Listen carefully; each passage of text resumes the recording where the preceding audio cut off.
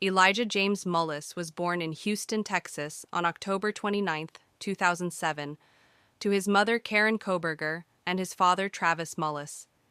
He was a happy baby who had beautiful blue eyes and reddish hair. When Karen had gotten pregnant with Elijah around May of 2007, she and her boyfriend Travis were already struggling financially, so Karen's mother, Carolyn Entrikin, had been helping them out. At the end of 2007, Carolyn, who lived in New Jersey, flew to Houston, Texas, to meet her new grandson for the first time. She was also meeting Travis for the first time, too, since up until that point she'd only spoken to him over the phone. Carolyn claimed that even though the young couple had their financial problems, they seemed in love and they appeared to be good parents. But even though Elijah's father, Travis, was attentive and he acted as the baby's primary caregiver, he was also a freeloader who didn't work to support his family. Elijah's mother, Karen, was also said to be rather lazy, and she often pushed many of the parenting duties off onto Travis. Back in 2005, when Travis was 18 years old and he lived in New Jersey, he'd met a woman online. Her name was Michelle Nichols, and she lived in Houston. Even though Travis had initially lied to Michelle and told her that he was a music producer who owned a record label, the two formed a friendship. Then, when Travis was kicked out of his own home in New Jersey, shortly after, he went to live with Michelle in Texas. However, this only lasted a few months, before Travis then spent his time couch hopping. At the end of 2007, Michelle, who was now married to a man named Daryl Nichols, let Travis along with his new girlfriend, Karen, move back in with them and their children. At that time, Michelle and her family were living in a 3-bedroom mobile home in Alvin, Texas. When Travis and Karen moved into the already crowded home, neither of them helped out by paying rent, and they also didn't even buy their own food. So the money that the couple was receiving from Karen's mother was going towards gas, cigarettes, and who knows what else. Due to this, Michelle and her boyfriend Daryl were now supporting a 9-person household, so their finances were tight. While Travis had been applying for jobs and had a few interviews, he hadn't heard anything back yet, but he and Karen were expected to start paying rent to their friends whom they were living with starting February 1st, and that day was quickly approaching, which was what caused Travis and Karen to have an argument on the night of January 28th. Very early the following morning, around 6 a.m. on January 29th, Travis told Karen that there was something wrong with their car and he had to get it repaired. He then headed for the door. But right before he left, Karen told him to take Elijah. In her mind, this was a way of guaranteeing that Travis would come back soon and not stay away for days at a time like he'd done in the past following a fight. So Travis took Elijah with him, and it would be the last time that Karen would ever see her son. Later that same morning, on January 29th, a man named Jesse Zero and his wife were enjoying a day off together, and they decided to head to the Galveston seawall to look for wildlife. The couple took trips to the beach often, collecting seashells and watching birds as they walked and talked. That particular morning, they first stopped to grab donuts, then made their way to the seawall. Jesse drove toward the Hurricane Levee near Seawall Boulevard when he saw what he initially thought was an abandoned doll as he looked to his left. But there was something inside him that forced him to go take a better look, so he pulled over and told his wife to stay in the car. Then Jesse walked up to it, looked down, and he was immediately filled with horror. It was the body of a baby. He ran towards his car and began waving at a passing dump truck, but to no avail. Jesse was trying to get someone to stop and call the authorities, completely forgetting that he had a cell phone at the time, because according to him, everything was going in slow motion. Once officers arrived on the scene, they found the baby's body lying face down, with his head to the side. He was only wearing a diaper and one blue sock, and he was covered in ants. The baby was found lying in the grass adjacent to a paved embankment which was wide enough to drive on. Officers also found a child safety seat about 35 feet away from the body. Police were not able to identify the baby at first, but once Karen called and reported Elijah as missing, they quickly put it together. When an autopsy was performed, it was determined that the 14-pound, 3-month-old had died as a result of blunt force trauma. Elijah also had abrasions on his face and rectangular patterns on his skull that were consistent with someone stepping on his head with a shoe. Police immediately began looking for Aalijah's father, Travis Mullis, who had last been seen driving a silver four-door 2002 Hyundai Accent that had duct tape on the rear passenger side door handle. Karen had told authorities that she hadn't been concerned when Travis left with Aalijah because he said he was just going to have his car worked on. However, she did start to grow very worried when she was not able to get a hold of Travis. Karen had then begun calling local hospitals looking for Travis and Aalijah. Those calls eventually led to the Galveston Police Department, as reports of a boy's body being found near the island's seawall surfaced. Travis had actually driven all the way to Philadelphia before he finally turned himself into police and gave them a full confession of what he'd done to his infant son.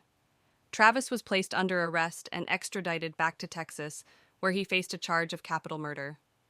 When Travis Mullis was initially brought into an interrogation room, he was asked for his shoelaces and belt so he wouldn't injure himself.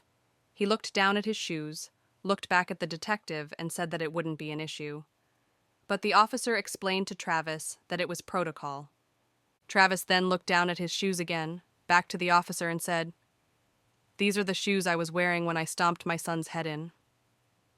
There's no DNA. The body wasn't bleeding when I left it."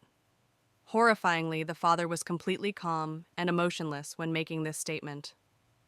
According to his statement, Travis had left the home on the morning of January 29th to retrieve some paperwork related to $38,000 in cash and $67,000 in stock that he owned.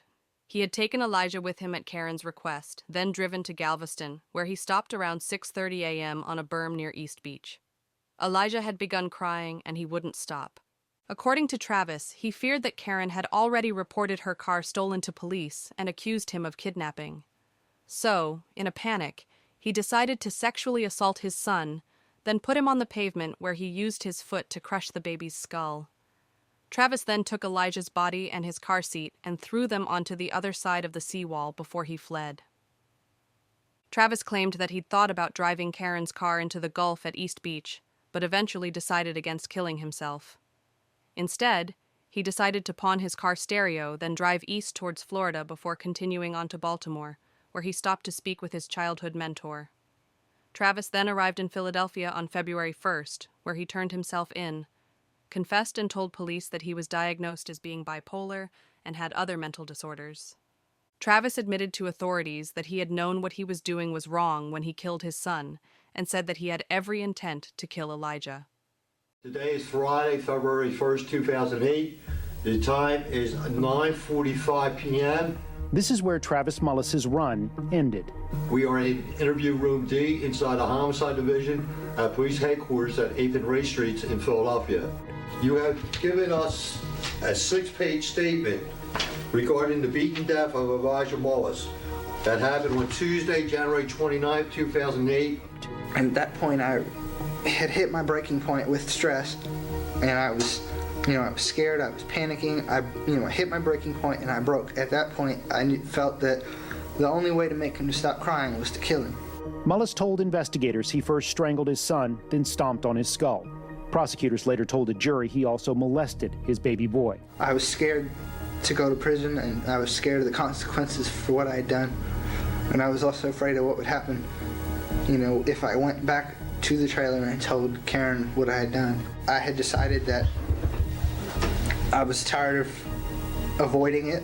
I felt like I was ready to man up and admit to what I had done and turn myself in. I regret everything that I've done, and I'm willing to take any and all consequences that come about the situation. In addition to his capital murder charge, Travis was also charged with taking an 8-year-old girl from the mobile home where he was living, Michelle and Daryl's daughter. On the morning of January 28th, Travis had decided to go to the gas station and get cigarettes and some candy, and he'd asked the little girl to go with him. On their way back from the store, they stopped by the girl's school, and Travis tried to get her to pull down her pants, but she began to cry, so he had just brought her back to her home. This was just hours before he had sexually assaulted and killed his son. The little girl's 12-year-old brother also claimed that Travis had twice asked him to pull down his pants in the past, too. At that time, I had asked her to take her pants off. She had said no. She started to cry. She got scared. I also got startled. I spoke with my girlfriend. She got scared that we were going to be thrown out of the house because of that. She was also scared that that I might try to do it again. When Travis and Aalijah had first gone missing, Karen started posting pictures online, asking for help in locating her son, in the hopes that someone had seen him. But as police continued to investigate the baby's death, the mother stopped cooperating with authorities, and she also retained an attorney. Karen was placed under arrest a few weeks after Aalijah's death. She was apprehended as she was being discharged from a New York City mental health facility. She was then extradited back to Texas to face her charge of endangering the welfare of a child. Authorities alleged that Karen had sent Aalijah off with Travis, knowing that he was volatile and potentially violent. The mother later told investigators that Travis had been up all night, the night before he'd left with Aalijah, and he'd been in a highly agitated state. He'd told her that he was having flashbacks from being sexually assaulted as a child, and also said that he had to get out of the home, because if he didn't, he might do something to one of the kids. Yet, even knowing this, Karen had still insisted that he take Aalijah with him. Apparently, Travis and Karen had become worried that the little girl whom Travis had asked to pull her pants down would tell her parents about his conduct, and they would soon be evicted. Now, Travis also had a history of molesting children prior to killing his son. He had molested his 8-year-old cousin when he was just 13, and had then threatened to kill her if she told anyone. Travis had additionally inflicted some of his sexual violence onto his own grandmother at one point. According to his defense attorney, pedophilia was rampant on Travis's father's side of his family. Travis had been molested from the time that he was 3 until he was 6 by his adoptive uncle, Aalijah Mullis. Starting when he was only 4 or 5, Travis had to be treated for psychological problems, including homicidal behavior and hearing voices. He had also spent 4 years in a school for troubled juveniles until he was released at 17 years old. Around the time that Travis turned 18 years old, his adoptive mother told him that he either needed to take his medications that he'd been prescribed or get out. He chose to leave and moved to Texas with Michelle, whom he'd met online. Travis had also been a teenage father because before baby Aalijah, he'd fathered 2 other kids, a girl and a boy, but he had signed away all his parental rights. On March 7, 2011, Travis Mullis stood trial before a Galveston County jury for the murder of his son, Aalijah Mullis. During the trial itself, the videotape confession of the father was played out, and during his questioning by police, he confessed to killing Aalijah due to his incessant cries, stating that it was the only way to stop his son's screams. At the end of the trial, the jury took just 1 hour of deliberation before they reached their verdict, and they found Travis Mullis guilty of capital murder. The defense asked for Travis to be shown leniency on humanitarian grounds due to his troubled childhood and pushed for life without parole, but the prosecution requested the death penalty due to the aggravating factors behind the crime. Ultimately, Travis was sentenced to death after all the 12 jurors unanimously agreed to impose the death penalty. In a victim impact statement, Aalijah's grandmother, Carolyn Entriken, told the court that her grandson was extraordinarily beautiful and stated how precious he was to her. Carolyn later died in 2022, before she could see Travis executed for his crimes. After his sentencing, Travis stated several times that he wanted to be executed and would not appeal against his sentence, although he did later appeal, but it was rejected. Finally, on May 23, 2024, Travis's death warrant was issued, which scheduled his execution to take place on September 24, 2024, only 4 days after his 38th birthday.